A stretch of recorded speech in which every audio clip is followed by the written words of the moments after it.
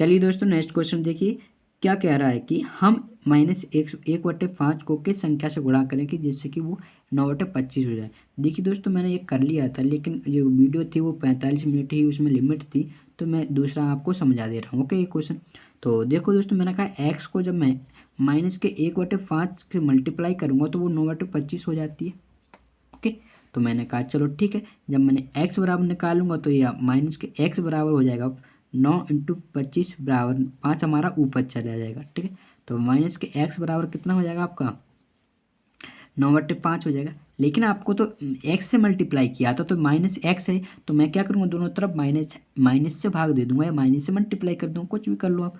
तो मैंने कहा तो x बराबर कितना हो जाएगा -9/5 हो जाएगा। ओके, तो 9/5 हो जाएगा। ओके, चलिए फ्रेंड्स नेक्स्ट क्वेश्चन देख लेते हैं। ठीक है, तो मैंने एक क्वेश्चन सॉल्व कर लिए थे, लेकिन फिर भी आपको समझा दे रहा हूँ। ओके, तो देखिए दोस्तों क्या कह रहा है कि एक व्यक्ति वस्तु को 550 रुपये में बेचता है, जिससे वह क्रय मूल्य का 1/10 लाभ प्राप्त करता है। तो देखो दोस्तों, जो P% होता है ना, जो प्रॉफिट परसेंट होता है वो क्या होता है P/CP × 100। लेकिन आपको क्या चाहिए, P और CP का अनुपात चाहिए, यानी P और CP का अनुपात क्या दिया है दोस्तों, आपको 1/10 दिया है। ओके, तो यहाँ पे क्या इसकी ज़रूरत थी, नहीं थी ना 550 की, तो P और CP का अनुपात चाहिए था, तो P और CP का अनुपात 1/10 दिया था, तो मैंने 100 से मल्टीप्लाई कर दिया, ये परसेंट हो गया। ओके, यानी P% है दोस्तों पहले से ही, तो हम कह सकते हैं 10% आपका आंसर हो जाएगा। ओके, चलिए दोस्तों नेक्स्ट क्वेश्चन देखते हैं। देखिए दोस्तों, यहाँ पे मैंने एक फॉर्मूला लिखा हुआ है, इसको आप देख लीजिए और बाकी मैं सॉल्व करा देता हूँ। ओके, तो यानी a+b का होल स्क्वायर आपका a² + b² + 2ab होता है। तो दोस्तों क्या क्या कहा गया कि 3x + 2y = 12 है। ओके, और x × y आपका 6 है, तो आपसे ये पूछा गया यानी 9x², यानी इसका स्क्वायर हुआ होगा। तो मैंने क्या किया, इसका जब स्क्वायर करूँगा यानी 3x + 2y का स्क्वायर करूँगा तो 12 का स्क्वायर भी करना पड़ेगा।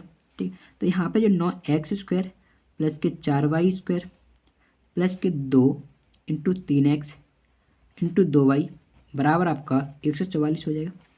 ओके, लेकिन मुझे इसकी वैल्यू तो पूछिए, तो इसको मैं यहीं पर रखूँगा, +4y² बराबर 144, इसको मैंने उस साइड भेजूँगा। तो देखिए दोस्तों, 2 × 3 = 6, 6 दूनी 12, यानी 12xy हो जाएगा। ओके, और xy की वैल्यू आपकी दी है 6। ओके, तो मैं कह सकता हूँ 144 माइनस, जब इसकी जगह मैं 6 रखूँगा तो 12 × 6 = 72 हो जाएंगे।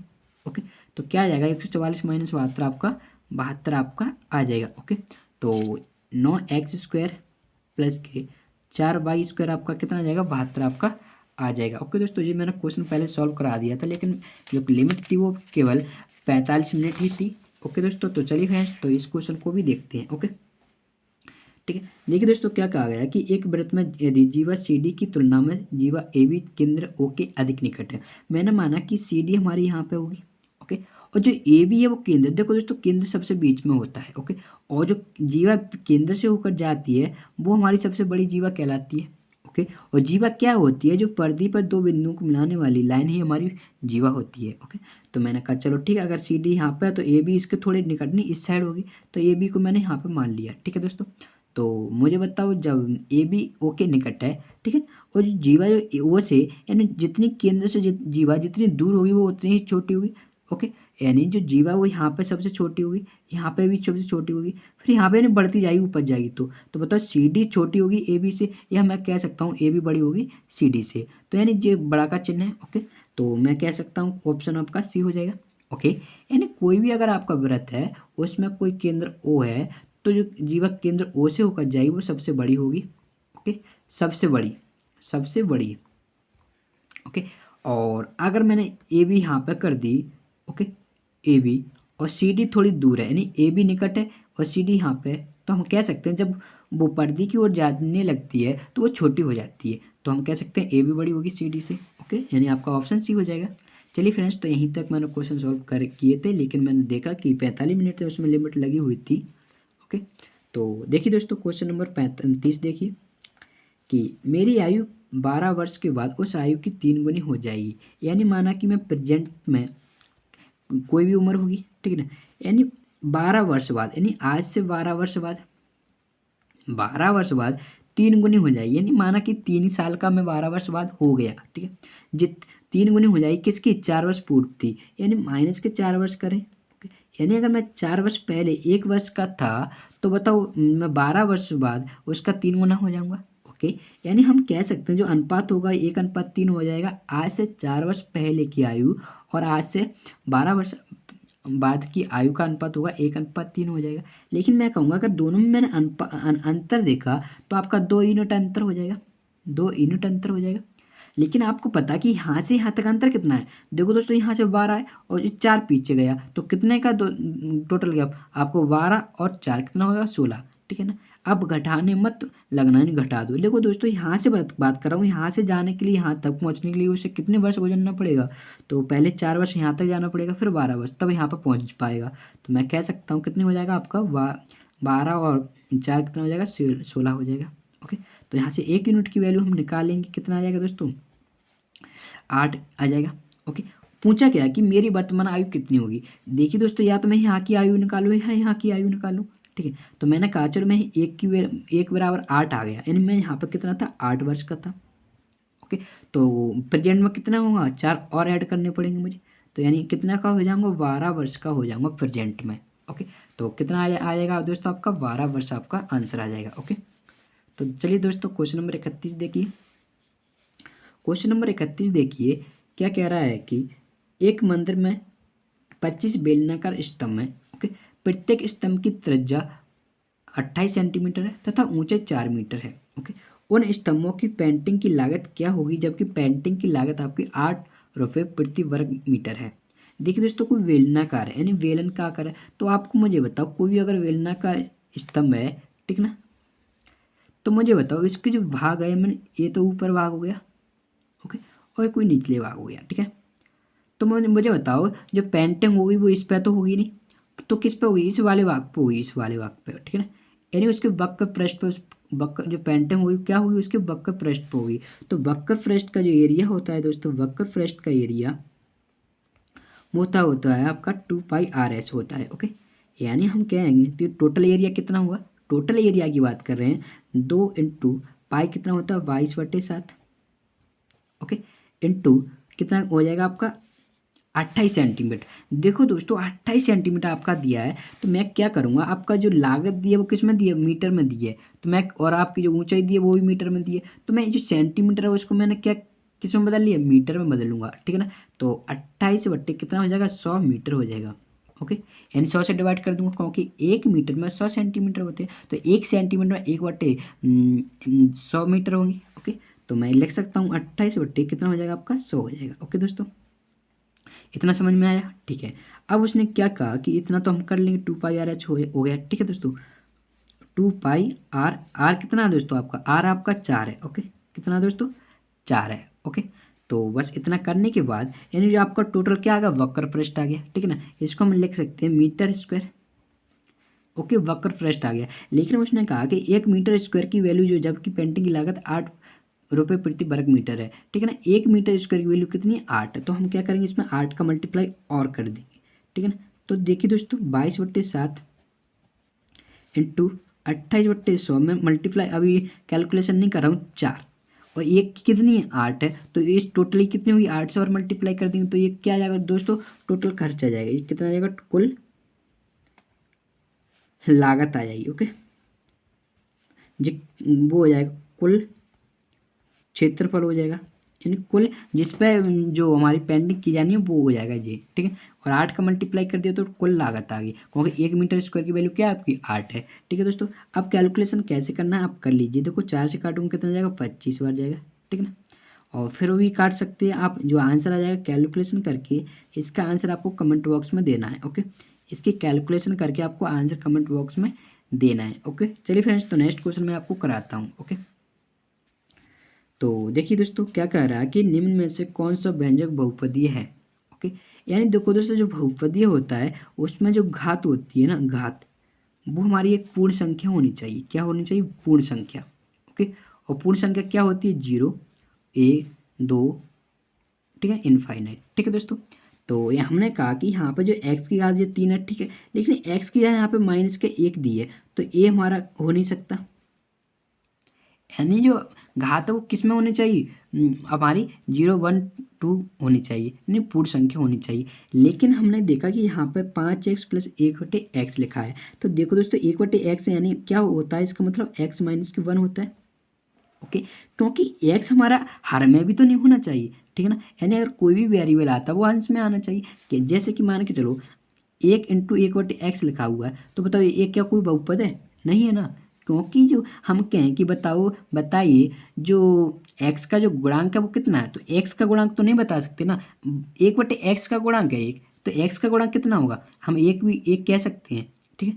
तो एक यानी ऊपर क्या है फिर ये, तो हम कह सकते हैं x इंटू 1 तो हमारा एक व्यंजक हो जाएगा, लेकिन 1/1/x हमारा व्यंजक नहीं होगा। ओके, यानी बहुपद नहीं होगा, तो हमने कहा ये भी नहीं हुआ। तो देखिए दोस्तों यहाँ पे x की पावर 4 थी, x की पावर 1 थी, तो ये हमारा होगा। ओके, एक्स की बार देखो 1/2 लिखी है, यानी फ्रैक्शन में लिखा हुआ है, तो ये हमारी एक पूर्ण संख्या नहीं है, तो ये भी हमारा नहीं हो सकता। ओके दोस्तों, जैसे कि मान के चलो किसी ने कहा कि बताओ 5 कोई बहुपद है, मैं कहूँ हाँ बहुपद है। इसकी घात कितनी है, मैं कहूँ x की पावर 0 है, क्योंकि x की पावर 0 कितने होता है, 1 होता है, ठीक है। अगर किसी ने बताया कि 0 क्या है, 0 क्या है, तो मैं कहूँ एक बहुपद है। आप कहो इसकी घात क्या है, बहुपद की घात क्या है, तो मैं कहूँ इनफाइनाइट, यानी परिभाषित नहीं है, क्योंकि अगर x की पावर 0 लिखा तो भी 0 आ जाएगा, और 0 इंटू एक्स की पावर 1 लिखा तो भी 0 आ जाएगा। यानी हम किस 0 इंटू एक्स की पावर n से भी मल्टीप्लाई करें तो भी ये 0 आ जाएगा। तो हम जब भी हमारा शून्य बहुपद, इसको बोलते हैं हम शून्य बहुपद। ओके दोस्तों, शून्य बहुपद यानी शून्य बहुपद की जो घात होती है वो परिभाषित नहीं है। ओके, तो चलिए दोस्तों नेक्स्ट क्वेश्चन देखते हैं। अगर प्रश्न बन सकता है इसलिए मैंने आपको बता दिया कि जो शून्य बहुपद होता है उसकी घात परिभाषित नहीं है। ओके, तो चलिए दोस्तों क्वेश्चन नंबर 33 देखते हैं। वह छोटी से छोटी संख्या क्या है जिससे हम 1100 को गुणा किया जाना चाहिए ताकि गुणनफल पूर्ण वर्ग बन जाए। देखिए दोस्तों एक एग्जाम्पल के थ्रू समझाता हूँ। माना कि कोई संख्या 2 है, ओके, किस संख्या से मल्टीप्लाई करूँ ये पूर्ण संख्या बन जाए। तो आपने कहा कि 2 तो हमारा एक अकेला है, अगर मैंने इसको एक और के साथ कर दिया, यानी जो वर्ग होता है उसमें किसका जोड़ा होता है, 2 का जोड़ा होता है। तो मैंने 1 2 तो था, एक और 2 से मल्टीप्लाई कर दूँ तो हमारा पूर्ण वर्ग बन जाएगा, ठीक है। तो मैंने कहा इसको अगर मैंने फैक्टर किए तो 11 इंटू 100 हो जाएगा। लेकिन अगर आपकी कैलकुलेशन अच्छी है तो आपको पता होगा 100 क्या एक पूर्ण वर्ग संख्या है, तो मैं इसको हाथ नहीं लगाऊंगा। तो मैंने कहा किसकी कमी पड़ रही, 11, 11 का जोड़ा है नहीं है, तो मैं इसमें किसका मल्टीप्लाई कर दूंगा, एक 11 का मल्टीप्लाई कर दूंगा। किसका, 11 इंटू 11 और करना पड़ेगा मुझे, तभी तभी ये क्या बनेगी, हमारी एक पूर्ण वर्ग संख्या बनेगी। तो किसका मल्टीप्लाई करना पड़ेगा, मुझे 11 का करना पड़ेगा। तो आपका जो आंसर होगा वो कितना होगा दोस्तों, आपका 11 होगा। ओके, यानी जो वर्ग होता है उसमें किसका जोड़ा बनता है, 2 का जोड़ा बनता है। यहाँ पे देखो 100 तो पूर्ण वर्ग संख्या थी, या मैं इसको 10 इंटू 10 भी लिख सकता था, ठीक है। तो यानी इसका 10 का जोड़ा था, एक का जोड़ा नहीं था, तो एक का मैंने या तो उसे हटा दो या उसका मल्टीप्लाई कर दो। तो उसने कहा था मल्टीप्लाई करने को कहा था, अगर भाग करने को होता तो भी हमारा 11 आंसर हो जाता कि 11 से भाग दे दो। ओके, चलिए दोस्तों नेक्स्ट क्वेश्चन देखिए। क्वेश्चन नंबर 35, वह छोटी से छोटी संख्या कौन सी है जिससे हम 3087 को विभाजित किया जाए कि जिससे भागफल पूर्ण घन बन जाए। देखो दोस्तों पूर्ण घन की बात करें, माना कि कभी भी जो 27 है या 8 मान लेते हैं, तो 8 को हम 2 इंटू 2 लिख सकते हैं। ओके, तो यानी जो घन होते हैं उसमें किस किस कितने का जोड़ा बनता है, 3 का जोड़ा बनता है। यानी हम 3 में से एक को बाहर लेते हैं, ठीक है। अगर मैंने कहा यहीं पर अगर मान के चलो 16 है, तो 16 को मैं 2 इंटू 2 लिख सकता था। ओके, अगर मैंने कहा कि 16 को किस संख्या से डिवाइड किया जाए कि एक पूर्ण घन बन जाए, हैं, तो मैंने कहा कि इसमें 4 थे, एक हटा दूंगा तो ये पूर्ण घन बन जाएगी, यानी इसको 2 से डिवाइड कर दूंगा तो 8 आ जाएगी, ठीक है। यानी 3 के अलावा अगर कोई भी संख्या है 2 बार या 1 बार तो उससे हमें भाग देना पड़ रहा है, ठीक है। तो मैंने इसका जब मैं फैक्टर करूँगा, इसके जब फैक्टर करूँगा तो आप कितना आ जाएगा दोस्तों, 3 काटूंगा। ओके, यानी हम देखते हैं 8 3 कितने हो रहे, 11, 11 7 18 हो रहे, यानी हम 9 से डाट काट सकते हैं, ठीक है। 9 से काटेंगे, 9 3 27, ओके, 3 बचेगा, 9 चौका 36, फिर 3 2 बचेगा, और 9 3 27, ठीक है। यानी ये आपका 7 का क्यू होता है। ओके, तो हमने कहा कि 9 हमारा अकेला है, तो मैंने कहा 9 से भाग दे देंगे, 9 से भाग दे देंगे। ओके, किससे देना पड़ेगा आपको, 9 से भाग देना पड़ेगा। ओके, चलिए फ्रेंड्स तो क्वेश्चन नंबर 36 देखते हैं। एक आयत ABCD में इसके विकर्ण O पर मिलते हैं यदि OA बराबर 2x प्लस 4 है, ओके, OD बराबर 3x प्लस 1 है, तो x का मान क्या होगा। देखिए दोस्तों कोई भी अगर एक आयत की बात कर लेते हैं, ओके, कोई भी एक आयत है, तो इसके जो विकर्ण हैं वो ऊपर मिलते हैं, ठीक है दोस्तों। इसके जो विकर्ण हैं वो किस पर मिलते हैं, ऊपर मिलते हैं। लेकिन ऊपर मिलने के बाद ये हमारी जो काटते हैं ना वो समान 4 भागों में करते हैं, नहीं आपस में कैसे होते, बराबर रहते हैं। अगर मैं ए बी सी डी इसको नाम दे दूँ, ठीक है, ए बी सी डी, अब अगर मैं इसको नाम दे दूँ तो हमें पता है कि,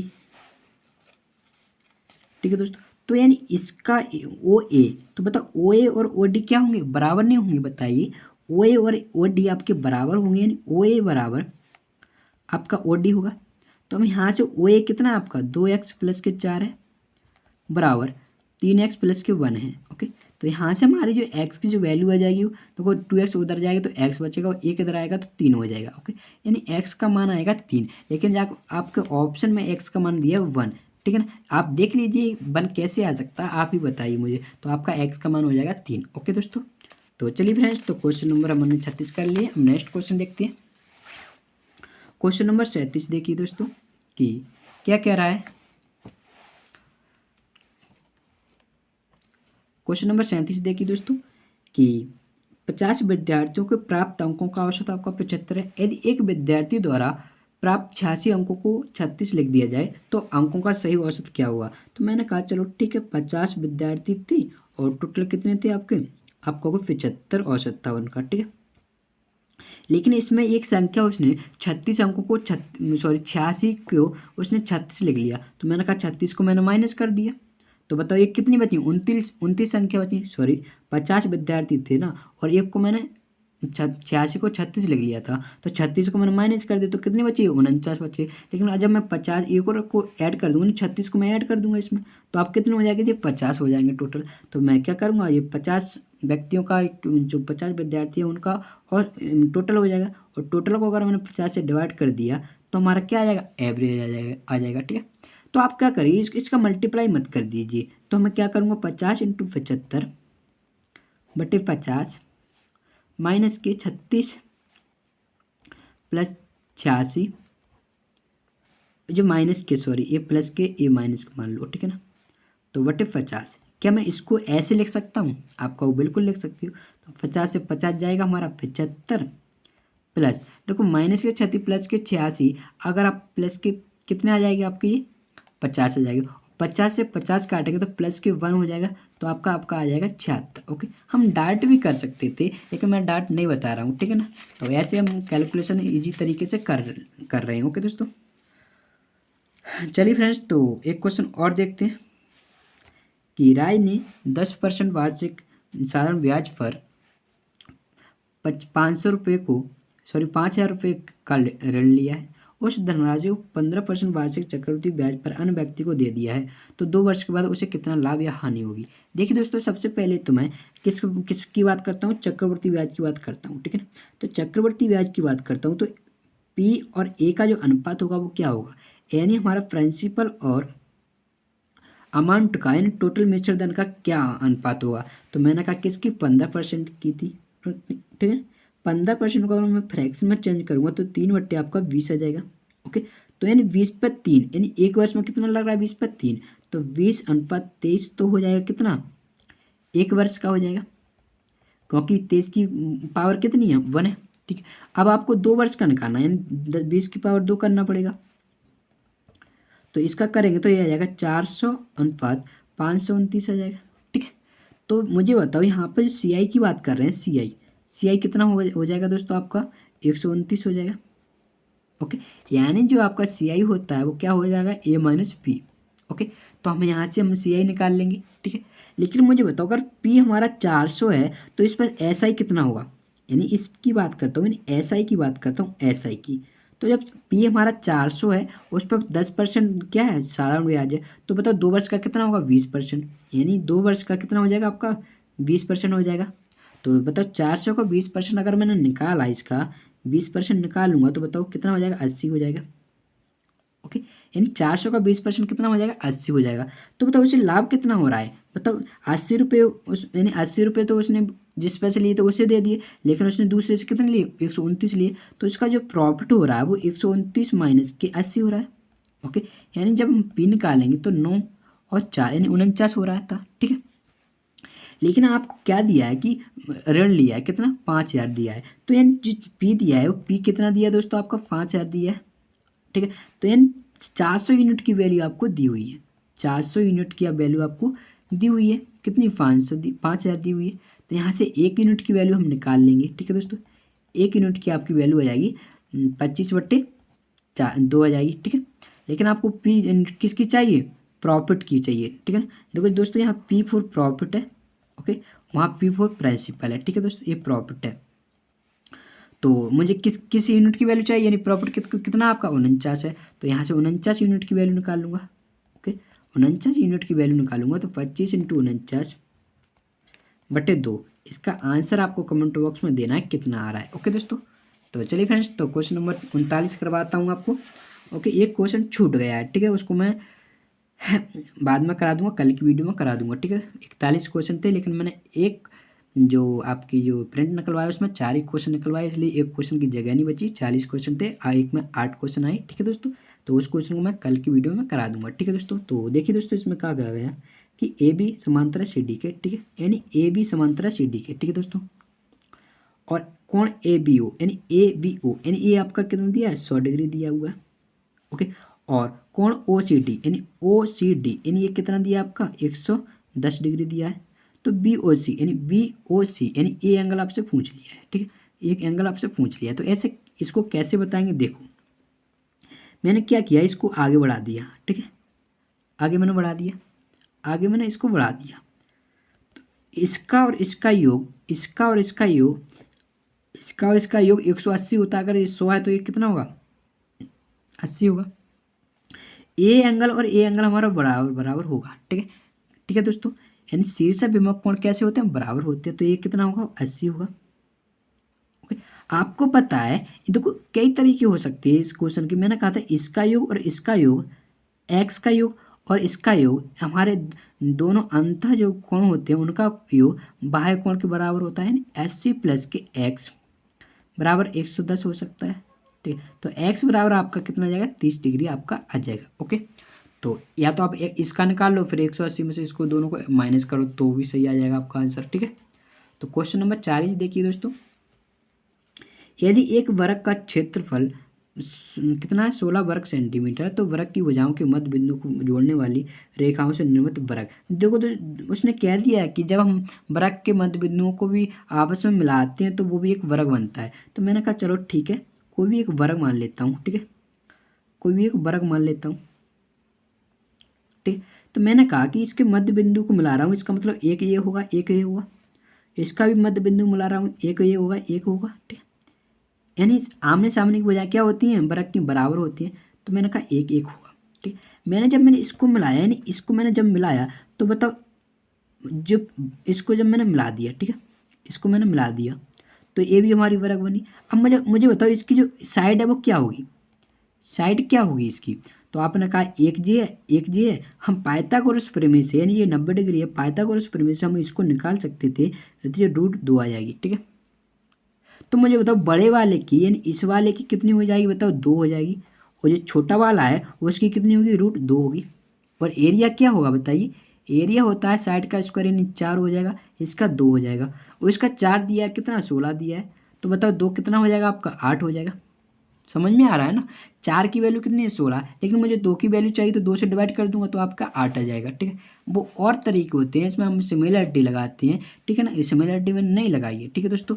तो मैंने सिर्फ बता दिया, इसकी साइड एक है और टोटल 2 हो जाएगी, तो मैंने इसको √2 निकाल ली, बस आंसर रख दिया, ठीक है दोस्तों। इस प्रश्न को और देखिए, ओके। मैंने वैसे इसे रीजनिंग में कराने की सोचा था, लेकिन मैं मैथ में ही करा देता हूँ। देखिए दोस्तों, संख्याएं 1 2 3 से लेकर 25 में से संख्या के चयन करने पर, यानी एक संख्या चुनी जाती है, पर उस जो चयनित संख्या है की आवाज़ होने की कितनी संभावना है, जबकि प्रत्येक दी गई संख्या के चयनित होने की समान संभावना है, ठीक है दोस्तों।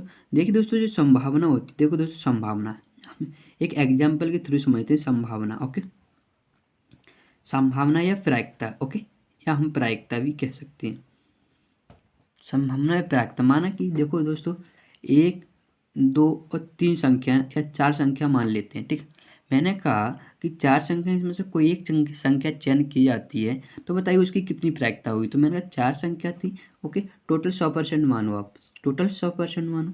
तो बताओ 4 संख्या, तो मैंने कहा 25% इसकी संभावना है और 25% इसकी संभावना है, ओके, और 25% इसकी संभावना है, ठीक है, और 25% इसकी संभावना है, ठीक है। अगर मैंने आपसे कहा कि बताओ सम होने की प्रायिकता बताओ, यानी कोई एक संख्या इसमें चयन की जाती है तो उसकी सम होने की संभावना बताओ, तो मैंने 2 और 4 हमारी क्या है, सम संख्याएं, और तो बताओ 25 और 25 टोटल कितनी हो जाएगी, 50% संभावना हो जाएगी। यानी जब हम 2 संख्या चुनेंगे, यानी एक संख्या चुनने पर 2 संख्या होने की प्रायिकता बताओ, यानी वो सम होनी चाहिए, तो कितनी हुई टोटल, 50% होगी, ठीक है दोस्तों। तो देखिए दोस्तों, मैंने कहा जी 25% यानी होता है 1/4 होता है, ओके, यानी हम एक क्या होगा, 1/2 होगा। तो हम कह सकते हैं 1/4, 4 टोटल की संख्या थी, तो एक हमारी संख्या थी, यानी हम एक संख्या चुन रहे थे, उसकी उसकी एक यानी होने की, यानी वो कहेगा कि बताओ एक संख्या चुन रहे थे उसकी 3 होने की संभावना बताओ, तो 1/4 होगी। अगर उसने कहा कि हम एक संख्या चुने और उसके सम होने की प्रायिकता बताओ, तो हम कह सकते हैं 1/2 होगी, क्योंकि इसको हम ऐसे भी तो लिख सकते हैं 2/4 लिख सकते हैं। तो बताओ दो कितने, दो क्या है, सम हमारी सम संख्याएं, और 4 क्या है, टोटल संख्याएं, ठीक है दोस्तों। तो हम कह सकते हैं एक संख्या चुन रहे थे, लेकिन वो है कितनी, कितनी बार आ सकती हैं वो, देखो 2 और 4 है, ठीक है, तो हमने 2 ले लिया, और 4 हमारी क्या टोटल संख्याएं हैं। तो ऐसी देखिए हमें संख्या दी हुई हैं, वो कहाँ से दी हुई हैं, 1 से लेके 2, 3 और ये 25 तक आपकी संख्या थी, ठीक है दोस्तों। तो मैंने कहा इसमें आवाज़ संख्या कितनी होंगी, आवाज़ संख्याएं, तो आवाज़ संख्या आपकी हुई 2, 3, 5, 7, 11, 13 और 17 और 19 और 23, ओके। तो मैंने कहा 1, 2, 3, 4, 5, 6, 7, 8, 9 हो सकती, यानी एक संख्या चुन रहे थे, लेकिन वो है कितनी बार, आवाज़ संख्या कितनी है, 9 है, तो मैंने कहा चलो 9 लिख लो, ओके। और टोटल कितनी संख्या है, आपका वो 25 है, ठीक है दोस्तों। तो मैंने कोई फॉर्मूला नहीं बताया, इसी तरीके से आपको बता दिया, ठीक है, ये आपका आंसर हो जाएगा, ठीक है। अगर आप ऐसे कर सकते हो कि परसेंट में कैसे करें, तो देखो दोस्तों यहाँ पे मैंने टोटल 100% माना था, संख्या कितनी थी, 4, तो 4 से डिवाइड किया था, तो एक की कितनी आ गई थी आपकी, 25% आपकी संभावना आ गई थी, ठीक। अगर मैंने यहाँ पे एक संख्या की संभावना देखता, तो कितनी आती दोस्तों, 25% आती, जैसे कि टोटल 100% था, संख्या टोटल कितनी थी, 25 थी, तो मैंने 25 से डिवाइड किया था, ठीक है ना, तो कितना आ जाएगा, 4%, एक संख्या कितनी होगी, 4% होगी, टोटल संख्या कितनी है, 9। तो मैंने देखो दोस्तों सम के लिए दोनों को जोड़ा था, और जब सब एक की 4 है तो टोटल कितनी है, 9, तो हम कह सकते हैं 9 × 4% होगा, ठीक है ना। लेकिन मैंने कहा था अगर फ्रैक्शन में आपको चाहिए तो 4% हटाना पड़ेगा, और परसेंट हटाने के लिए हम 100 से डिवाइड करेंगे, तो 4 से 1 कट जाएगा 25, तो ये भी तो हमारा 9/25 आ रहा है दोस्तों। तो आप ऐसे भी कर सकती हो, ठीक है, क्योंकि एक परसेंट वाला इसमें परसेंट था, इसलिए मैंने थोड़ा परसेंट से आपको रिलेट कराया, ठीक है दोस्तों। तो चलिए दोस्तों नेक्स्ट क्वेश्चन देखते हैं। इस प्रश्न को देखिए, देखिए दोस्तों, सीता, गीता और मीता के एक परीक्षा में उत्तीर्ण होने की प्रायिकता क्रम से इतनी इतनी दी है, ठीक है। देखिए दोस्तों, सीता और गीता और मीता, ठीक है दोस्तों, इनके जो पास होने की जो संभावना है वो कितनी है दोस्तों, 60%, 40% और 20%, ठीक है दोस्तों। मैंने कहा ठीक है, तो फेल होने की संभावना कितनी होगी, तो आपका होगा, इसकी हुई 40%, इसकी हुई 60%, ओके, इसकी हुई आपकी 80% होगी, ठीक है। अगर मैंने इनकी फ्रैक्शन वैल्यू निकाली, इसकी फ्रैक्शन वैल्यू क्या होगी दोस्तों, 3/5 होगी, इसकी फ्रैक्शन वैल्यू क्या होगी दोस्तों, 2/5 होगी, यानी 40% को हम 2/5 भी लिख सकते हैं, ठीक है। अब एम को मैं लिखूंगा नहीं, क्यों नहीं लिखूंगा, क्योंकि आगे क्या दिया है इसमें, क्या प्रायिकता है कि सीता और गीता परीक्षा में उत्तीर्ण हो जाए, यानी हम कह सकते हैं एस और जी पास हो जाएं, ठीक है ना, और उत्तीर्ण हो जाए और मीता उत्तीर्ण नहीं हो, यानी मीता फेल हो जाए, ओके, मीता फेल हो जाए, ठीक है दोस्तों। यही तो प्रायिकता निकालनी है, तो मैंने कहा चलो ठीक है। तो बताओ एस की पास होने की प्रायिकता क्या है बताइए, आपका वो 3/5 है। देखिए दोस्तों, प्रायिकता में और का यानी होता है, और का मतलब होता है मल्टीप्लाई, ठीक है दोस्तों, और का मतलब होता है मल्टीप्लाई, और अगर या है ना कहीं या का मतलब होता है प्लस करना, ओके। तो और आया है तो हम किसका चिन्ह लगाएंगे, मल्टीप्लाई। ओके, और जी के पास होने की कितनी है दोस्तों, 2/5 है। ठीक है, 2/5 है। तो मैंने कहा चलो ठीक है, 2/5 है। और एम के फेल होने की प्रायिकता कितनी है, तो दोस्तों एम के फेल होने की प्रायिकता कितनी थी, 80% थी। और इसको फ्रैक्शन में किया तो 4/5 आ जाएगा। ओके, तो मैंने कहा चलो ठीक है, और यानी मल्टीप्लाई, और फेल होने की क्या है हमारी, 4/5 है। जब हम इसको सॉल्व करेंगे तो यह आ जाएगा 3 × 2 × 4/125। मैंने ऊपर मल्टीप्लाई नहीं किया, क्यों नहीं किया दोस्तों, हमें तो परसेंट में आंसर पूछा गया था। तो मैंने कहा 100 से मल्टीप्लाई कर दो, क्योंकि फ्रैक्शन को हमने 100 से मल्टीप्लाई किया तो वो परसेंट में चेंज हो जाता है। फिर मैंने इसको 5 से काटा, 5 बार जाएगा, इसको काटूंगा तो आपका 25 बार जाएगा। ओके, तो देखिए दोस्तों, अब क्या करो आप, क्या करो इसको और सरल तरीके से बनाने के लिए, सॉरी 20 आएगा 5 से काटेंगे तो। ठीक है, अब इसको, ठीक है, हाँ 100, अरे सॉरी, हमने 5 से काटा था, हम 25 से काटे ना, 25 से जाएगा 5 बार, 25 जाएगा ये 4 बार। ठीक है, ओके, ये जाएगा आपका 5 बार जाएगा। ठीक है दोस्तों, अब क्या करो, अब देखो दोस्तों, इसको 2 से मल्टीप्लाई कर दो, इसको भी 2 से मल्टीप्लाई कर दो। क्यों कर रहा हूँ, जिससे कि नीचे 10 बन जाएगा, और भाग देने में हमें आसानी हो जाएगी। ठीक है, तो ये 8, 8 चौके 32।